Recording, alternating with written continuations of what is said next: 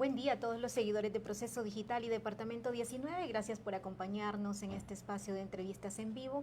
Nos encontramos esta mañana en nuestra sala de redacción acompañados de Miguel Aguilar. Él es el presidente del sindicato de la Empresa Nacional de Energía Eléctrica. Muchísimas gracias, Miguel, por acompañarnos esta mañana.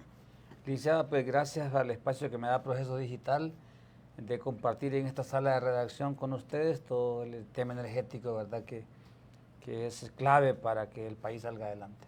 Claro, Miguel, el tema de la energía eléctrica pues es un tema permanente en la agenda nacional.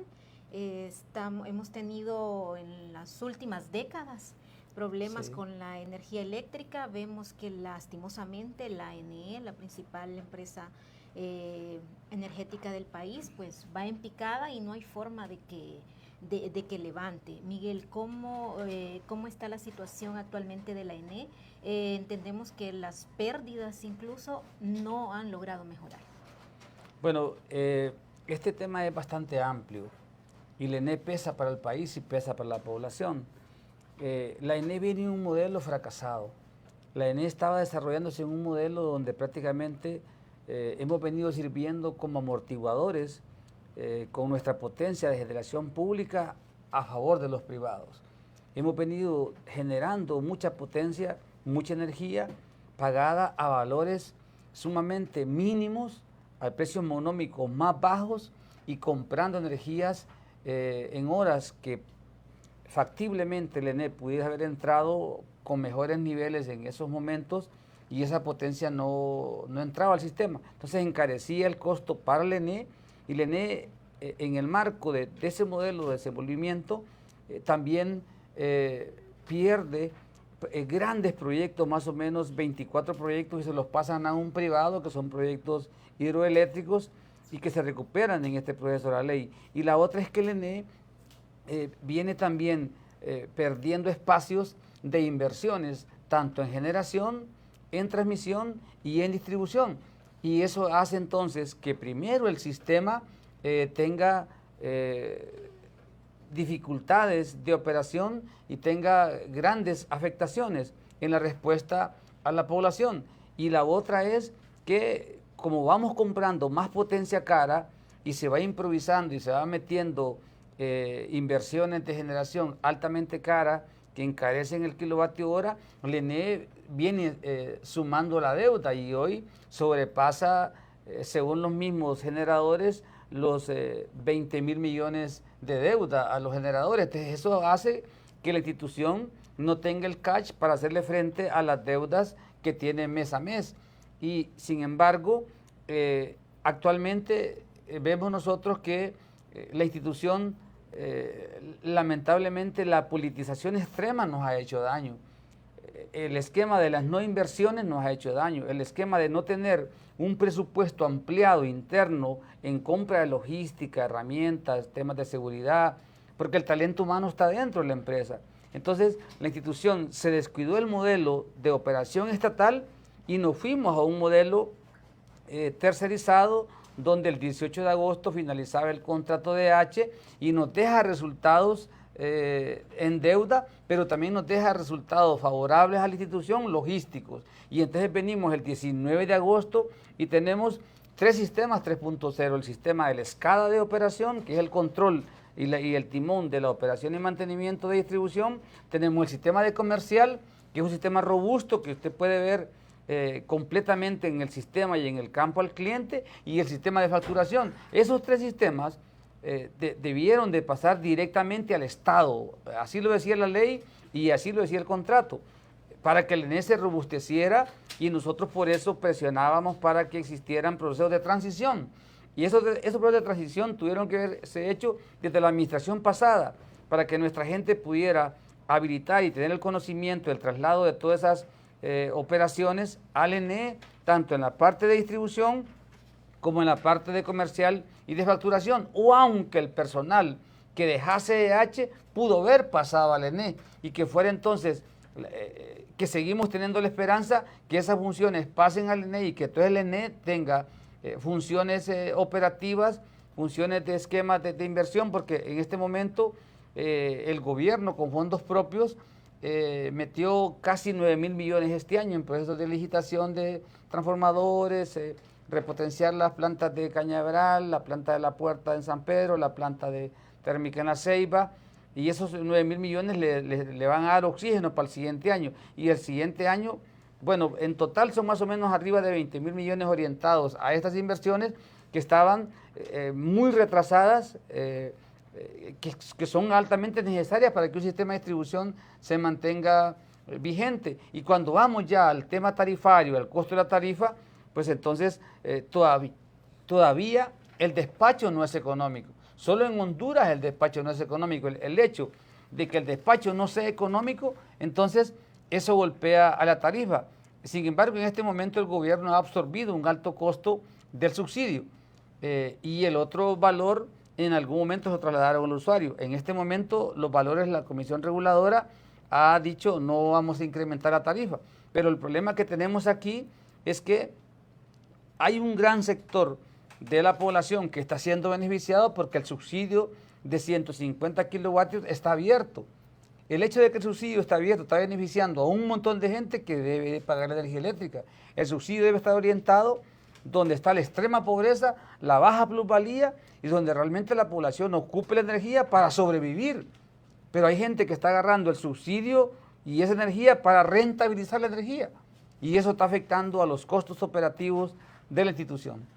Sí, bueno, Miguel, hablando precisamente de esta transición que se dio del contrato de la NE, no se conoció mucho de este contrato, realmente no fue público, desconocemos los alcances de ese nuevo contrato.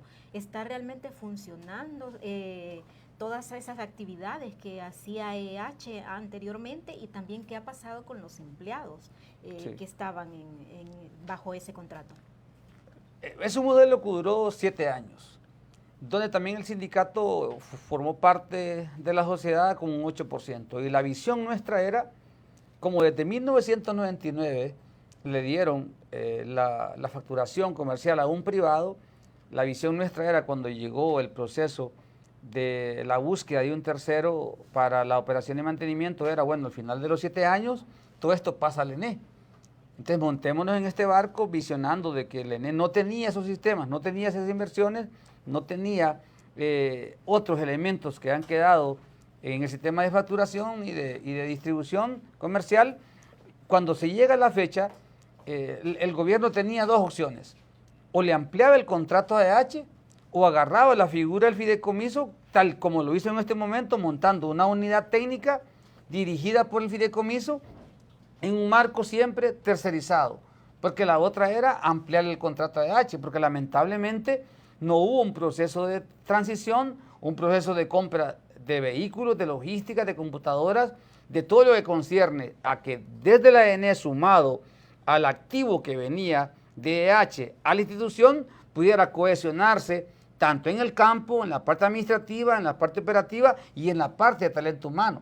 Entonces nuestra aspiración y por eso nosotros insistíamos y persistíamos en el proceso de transición, pero como no se dio, entonces tenían esas dos vías: le ampliaban el contrato de EH o se veía la ruta del camino del fideicomiso, y esa es la que está actualmente vigente. El ENE delegó a la unidad técnica bajo la figura del fideicomiso, y es entonces la unidad técnica que está manejando la operación y mantenimiento de distribución desde un ángulo tercerizado en este momento, pero con gran incidencia estatal, con gran incidencia de la ENE. Y eso tenemos la expectativa que el ENE asuma roles de entrada a la red de distribución con nuestro personal de operación, de mantenimiento, de alumbrado público en todo el país, porque hay gran capacidad del talento humano. El ENE ha comprado en este momento más o menos unos 90 vehículos y vienen más, sumado también al fortalecimiento en generación, en estructura y en logística, y el fortalecimiento en transmisión, en estructura y en logística. Cuando ya entonces asume y va en el proceso de transición, que va más de 2 meses que la unidad técnica lleva el control de la operación bajo este fideicomiso, pues lógicamente importante decir que se controla el sistema, que no hay variabilidad en esa transición que es un poco confusa, pero que se asume el control por parte de la unidad técnica delegada por la ENE vía la figura del fideicomiso, y entonces se va avanzando y hoy en día entonces van a tener que ajustar para que desde la unidad técnica puedan ver otro enfoque en el sentido de ajustar el programa nacional de reducción de la pérdida, ajustarlo a la unidad técnica, que es el que controla los sistemas, y ajustar la parte del ENE a la unidad técnica, porque el ENE tiene gran capacidad para el trabajo de distribución, y en ese esquema se está trabajando. Se esperaría entonces que el próximo año ajusten alguna parte del programa a la unidad técnica, y en este tramo laboral interno del sindicato estamos viéndolo entre las partes, empresas, sindicato, ver la forma de, en esta fase de cooperación, cómo podemos colaborar en las diferentes áreas del país desde la ENE, asumiendo trabajos, digamos, de las PQR, incidencias o cualquier trabajo que conlleve a la operación y mantenimiento y distribución, que es llevar una calidad de servicio al pueblo hondureño. Miguel, tenemos serios problemas de energía eléctrica en distintas zonas del país, por no decir en todo el país. Vemos constantes apagones o racionamientos, no sabemos exactamente cuál es el término, pero hay zonas específicas donde la situación es crítica. Vemos la zona de Olancho, la zona de la costa norte. Los empresarios se quejan muchísimo de la baja calidad de la energía y de la falta de energía. ¿Qué es lo que está pasando? ¿Falta potencia? ¿Falta distribución? En sí, ¿qué es lo que vemos para que no haya esa calidad y esa potencia de energía? Mire que venimos de una crisis de racionamiento dura en este año 2023, y estamos ya prácticamente a 45 días casi de que finalice el año, pero este último trimestre nos ha ayudado mucho la temperatura. El que llueva más en la zona norte, más en la zona atlántica, más en la zona de Olancho, en el sentido de bajar la demanda, porque al subir la demanda, la temperatura crea tres efectos. Uno, directamente sube la demanda y no tenemos capacidad para hacerle frente a esa demanda, se convierte en racionamientos directos. Segundo, que la temperatura hace que el consumo de la casa, de la residencia, de la industria sea mayor, y esto sobrecarga los transformadores de distribución y se disparan. Y el tercero, el sobrecalentamiento en la línea de transmisión o en la capacidad de transformación de esa potencia, que también hay un sobrecalentamiento porque hay un colapso por la falta de inversiones en subestaciones, en líneas, en transformadores de transmisión, y esos tres efectos entonces nos vienen convirtiendo en sendos apagones. Ya usted lo puede ver en este trimestre, ya es un tanto menos porque la falla cambia la falla de temperatura, de falta de potencia para hacerle frente a la demanda, cambia a una falla porque la línea no soporta una rama, o porque el calibre es muy bajo y ese sobrecalentamiento dejó a esa línea débil, porque la temperatura causa eso, rigidez o flexibilidad en la línea, y entonces hace que la línea se rompa la línea, se rompa la caja, se dispara el equipo, y esas fallas son las que inicialmente le voy a responder su pregunta desde aquí. De atrás, así es, ¿verdad la palabra?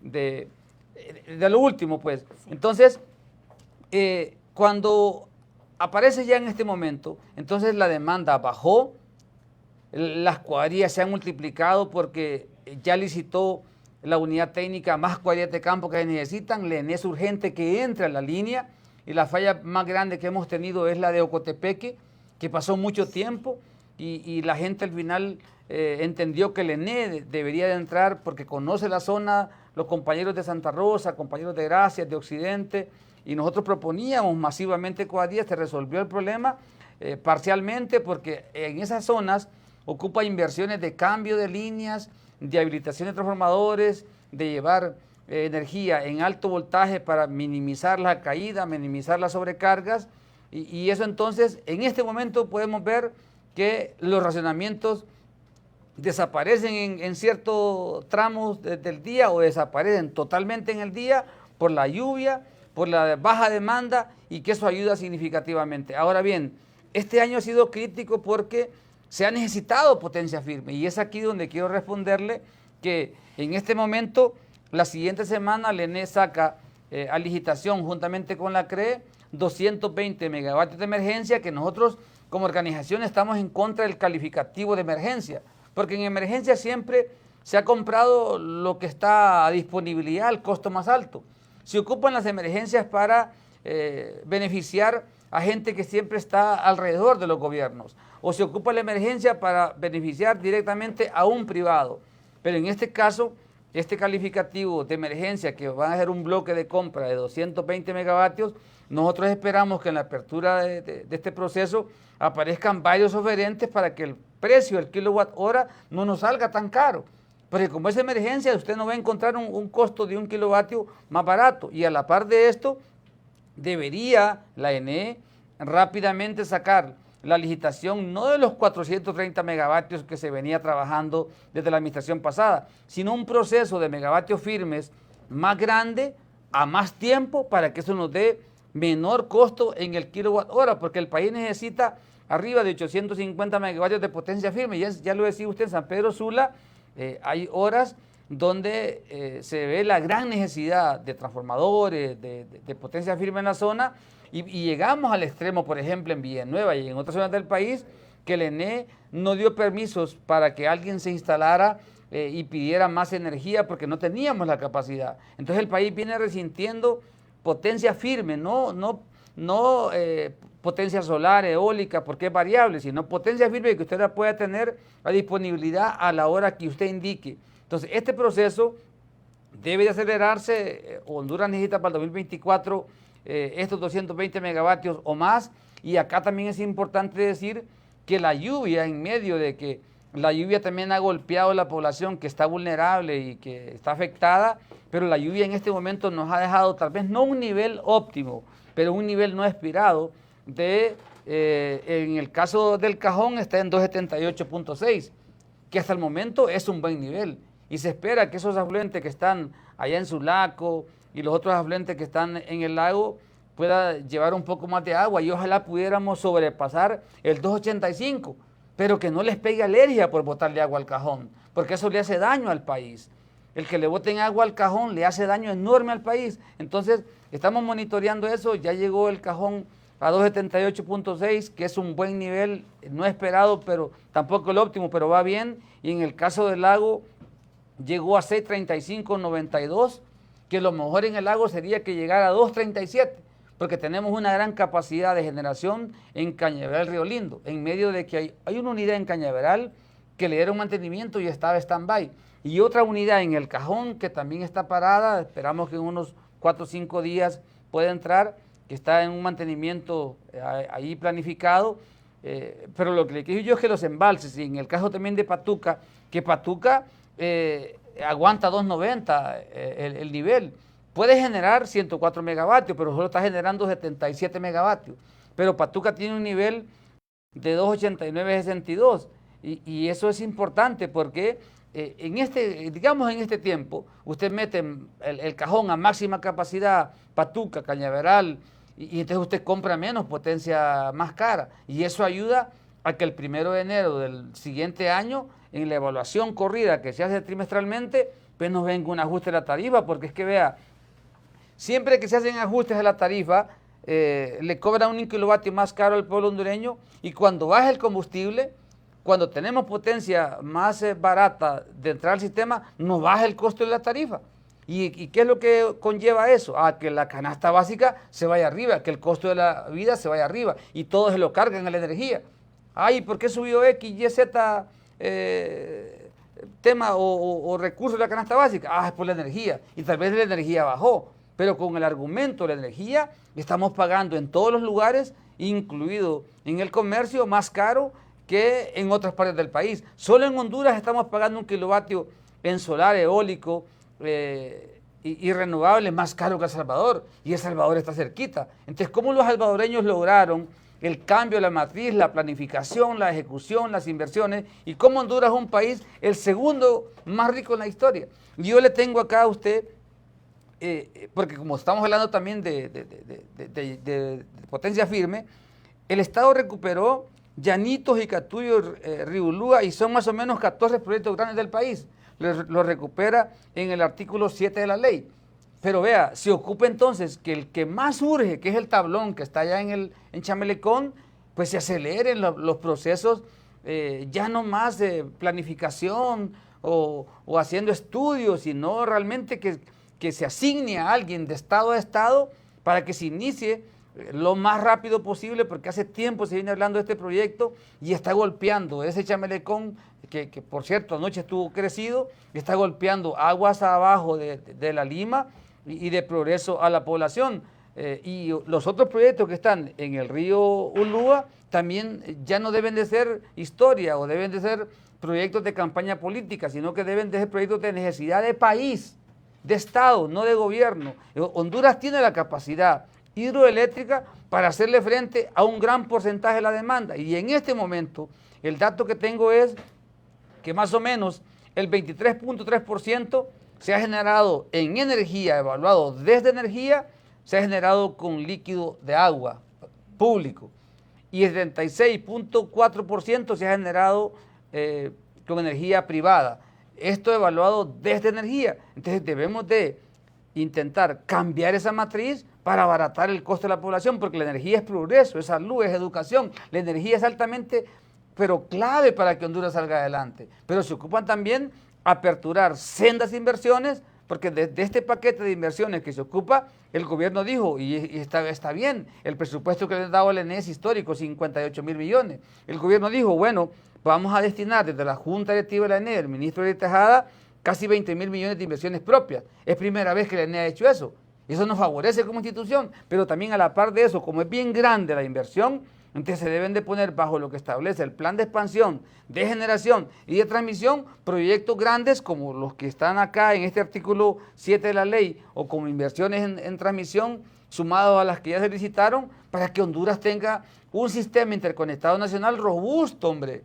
Pero no puede ser que otros países nos lleven senda delantera, porque aquí el problema es que son mezquinos.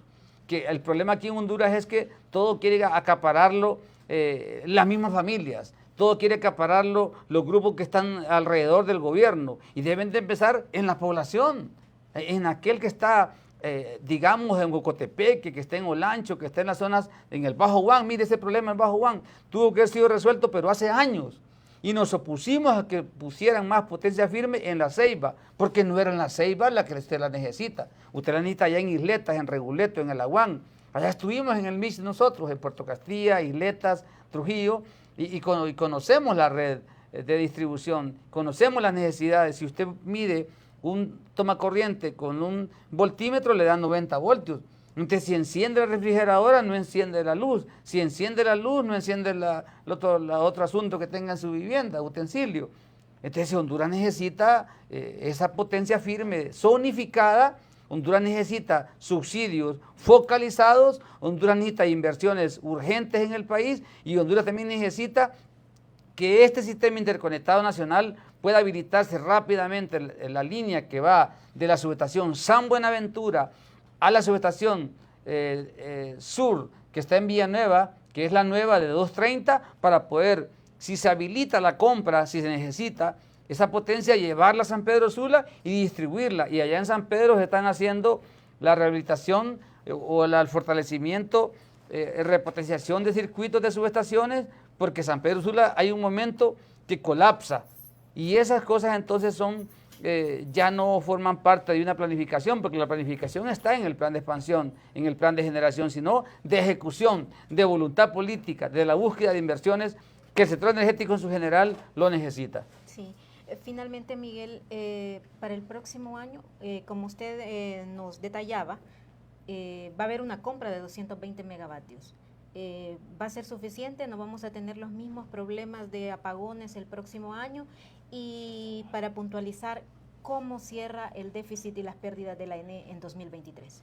Los 220 megavatios de emergencia para el siguiente año no son suficientes, porque la demanda no es controlable, es variable. Y las temperaturas, cuando son agudas, es como la energía. La energía, cuando la energía hay una descarga en un ser humano, la energía, le dice la norma, no le anda preguntando la edad, el sexo, la religión, si comió o no comió, la energía lo mata. Entonces la necesidad de potencia en la zona norte más que todo es necesaria. Entonces los 220 megavatios, que ojalá que aparezcan oferentes y ojalá pudiera conseguirse aproximarse a un costo medio, ¿verdad? Porque toda compra de emergencia siempre en la historia del mundo siempre es cara. Esperaríamos entonces que entren esos 200 megavatios, que la potencia renovable estatal pueda tener mejor caudal, la potencia renovable privada igual, y pueda entonces, bajo las inversiones que le he mencionado que se están haciendo en este año, oxigenar distribución, meter más transformadores, porque se ocupa zonificación de línea, porque el transporte de distribución está sobrecargado, más el elemento de las subestaciones, porque ya llegaron transformadores, más la habilitación de la subestación de Villanueva. Nosotros esperamos que el próximo año, tal vez no es que se va a corregir, pero que mengue, o que sea el inicio de un proceso, de un cambio de modelo, de inversiones, de sostenibilidad, porque el país lo necesita. Y en el esquema de pérdidas, lamentablemente el Programa Nacional de Reducción de Pérdidas, que ha sido una gran decisión por el gobierno en el artículo 18, que le han asignado un presupuesto que tiene un muy buen personal, pero lamentablemente no ha estado cohesionado con el sistema que maneja la unidad técnica. Y eso entonces ha dado un círculo vicioso y la respuesta ha sido no favorable, no se han reducido las pérdidas. Las pérdidas a septiembre ya llegan casi aproximadamente a 37%. Entonces lo que se debe de hacer es, entre otras variables, ajustar lo que hace el programa con la unidad técnica para que esa respuesta con un andamiaje de Estado, de país, pueda ir sobre los que están ya identificados, circuito por circuito, subestación por subestación, medibles, entonces ajustar y cobrarle esa energía que se está hurtando en este país. Pero también debe hacerse paralelamente a eso otro elemento, licenciada, es que Honduras debe tener un decreto de amnistía, porque cuando le están cargando el cobro a la población, le están cargando intereses sobre intereses de años anteriores. Entonces debe revisarse en la base de datos a quién realmente se le debe dar la amnistía, porque también la amnistía no debe privilegiar a los que deben de pagar esa energía y que la consumieron, pero la amnistía debe privilegiar a la población que le están sumando intereses grandísimos y que entonces el consumo se le vuelve grande e impagable. Eso me parece a mí que deben de abordarlo desde la CRE, desde la ENE y en el Congreso Nacional igual. Muchísimas gracias, Miguel, por habernos acompañado esta mañana. Realmente el tema de la energía eléctrica y de la NE, de la ley y todo es tan amplio que muy difícil lo podemos abordar en un espacio pequeño, pero bueno, podemos seguir en otra oportunidad